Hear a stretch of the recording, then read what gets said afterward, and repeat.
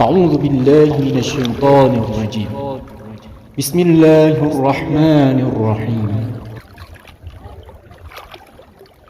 السلام عليكم ورحمة الله وبركاته. الحمد لله رب العالمين.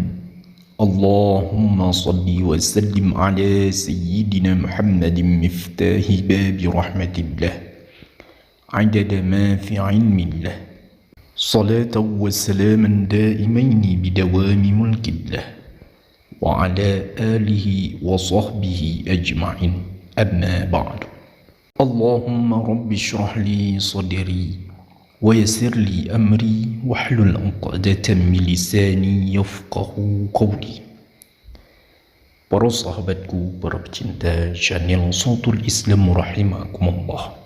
Barang siapa yang istiqamah, yang tekun membaca lafaz salawat ini setiap hari setelah solat subuh dengan tujuan dan niat apapun, dengan niat cita-citanya disampaikan oleh Allah, hajatnya dikabulkan oleh Allah, maka biiznillah hajatnya, cita-citanya tersebut akan berhasil dan dikabulkan oleh Allah Subhanahu wa ta'ala. Dan kelebihan yang lain daripada salawat yang satu ini disebutkan oleh Syekh Yusuf An-Nabhani, barang siapa yang membacanya sebanyak 12.000 kali maka akan melihat Nabi Muhammad SAW dalam mimpinya. Dan jika tekun membacanya 40 kali setiap waktu subuh untuk setiap hajat apapun yang dihajatkannya, baik itu hajat dunia ataupun hajat di akhirat, dan setiap kepentingan atau atas tujuan apa saja, maka akan berhasil dengan pertolongan Allah.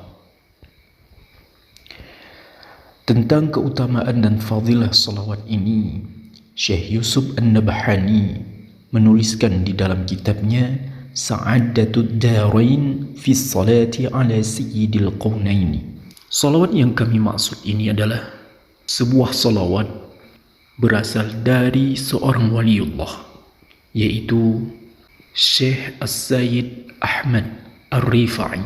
Sayyid Ahmad Ar-Rifai, beliau merupakan wali daripada waliullah di masanya. Beliau memiliki nama lengkap Abul Abbas Ahmad bin Ali bin Yahya Ar-Rifai Al-Husaini.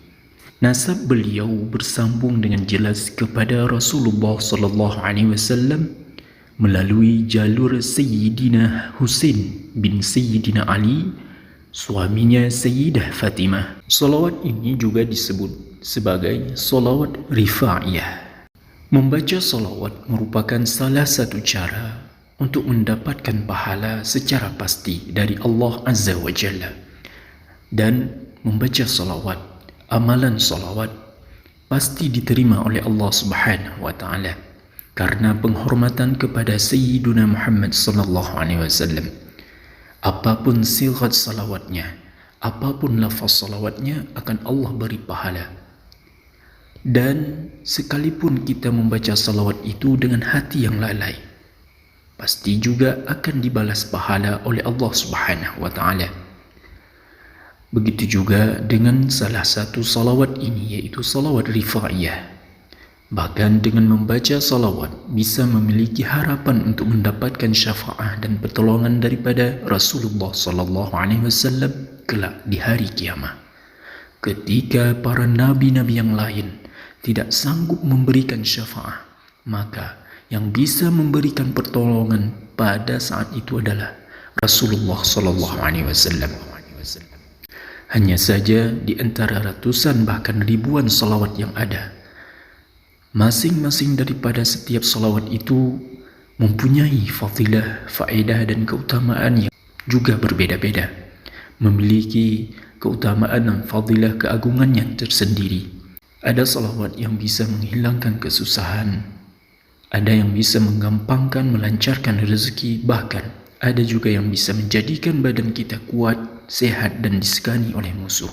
Dan salawat rifaiyah ini sebagaimana disebutkan oleh Penulisnya yaitu Sayyid Ahmad Ar-Rifai. Sangat mustajab. Sejak awal mula penulisan salawat ini, ianya memiliki banyak faedah dan fadilah dan keutamaan secara khusus. Faedah-faedah ataupun keutamaan-keutamaan tersebut sebagaimana yang disebutkan oleh Al-Qadhi Syekh Yusuf bin Ismail An-Nabhani. Di antara keutamaannya adalah memudahkan segala urusan, kabul segala hajat. Dengan kata lain, siapa saja yang istiqamah membaca salawat ini, maka apapun hajat dunia ataupun hajat di akhirat dan kebutuhan kita akan dipermudah oleh Allah Subhanahu wa taala.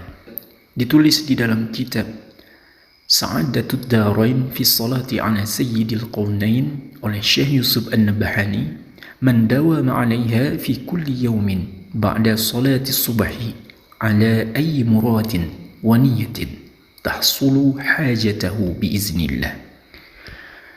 Mendawama, barang siapa yang mendawamkan, yang tekun membaca atasnya salawat ini, membaca salawat ini fi kulli yawmin, pada setiap hari, ba'da salati subhi, setelah salat subuh, dengan tujuan dan niat apapun, maka hajatnya akan berhasil dengan izin Allah. Maka dari itu para sahabatku, marilah kita mengamalkan salawat ini setelah solat subuh, atau kita tambah setelah solat-solat yang lainnya. Bacalah minimal 3 kali. Rutinkan selalu membaca salawat ini. Istiqamahkan, dawamkan selalu. Adapun lafaz salawatnya sebagai berikut ini. Bismillahirrahmanirrahim. Allahumma salli ala sayyidina Muhammadin abdika wa rasulika wa khalilika wa habibika salatan arqa biha maraqil ikhlasi wa analu biha ghayatal ikhtisasi wa sallim tasliman adada ma ahata bihi ilmuka وأحصاه كتابك كلما ذكرك الذاكرون وغفل عن ذكره الغافلون.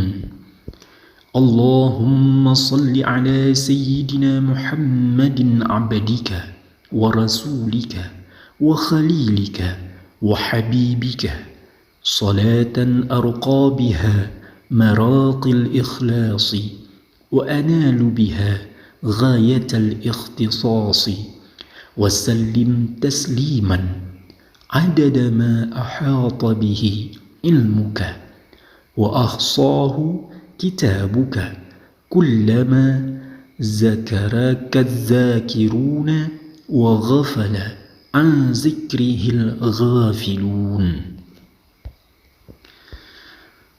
Kita ulang lafaz salawatnya, mari simak dan perhatikan agar bisa kita baca dan kita hafalkan. Bismillahirrahmanirrahim.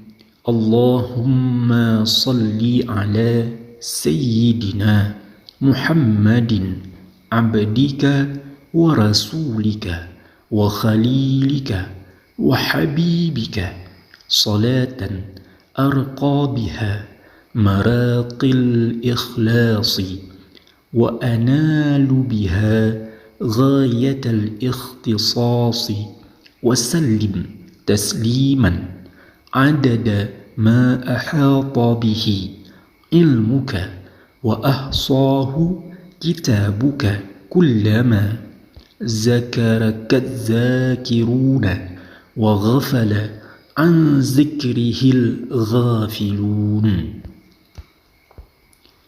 Artinya, Ya Allah, anugerahkan rahmat dan keselamatan yang berlimpah ke atas junjungan kami Nabi Muhammad, hamba-Mu, utusan-Mu, kekasih-Mu, pecinta-Mu, yang dengan salawat itu daku bisa naik ke derajat ikhlas dan daku bisa meraih puncak kekhususan darimu sebanyak yang diliputi ilmu-Mu, dan sebanyak yang dihitung catatanmu, selama orang-orang yang ingat itu mengingatmu, dan selama orang-orang yang lalai itu lupa untuk mengingatnya. Demikianlah lafaz salawat, yang mana salawat ini sangatlah agung, keutamaan dan fadilahnya sangat luar biasa. Semoga dengan kita mengamalkannya dengan istiqamah, maka kita juga mendapat keberkahan daripada wali-wali Allah dan mendapat syafaat daripada Rasulullah, dan Allah Subhanahu wa ta'ala meridai kita. Itulah tujuan utama dari kita mengamalkan salawat dan mengamalkan amalan yang lain. Tujuannya hanya Allah. Ilahi anta maqsudi wa ridhaka matlubi, a'tini mahabbataka wa ma'rifatak. Dan adapun fadilah dan keutamaan dari bersalawat itu hanyalah bonus. Tujuan utama kita adalah Allah dan Rasulnya sallallahu alaihi wasallam. Semoga kelak Rasulullah sallallahu alaihi wasallam memberikan syafaat kepada kita, dan semoga kita bisa bertemu dengan Rasulullah sallallahu alaihi wasallam meskipun hanya di dalam mimpi. Mudah-mudahan amalan dan video ini bermanfaat bagi semuanya. Semoga apapun yang kita hajatkan dikabulkan oleh Allah di dunia maupun di akhirat. Wallahu a'lam bissawab. Wassalamualaikum warahmatullahi wabarakatuh.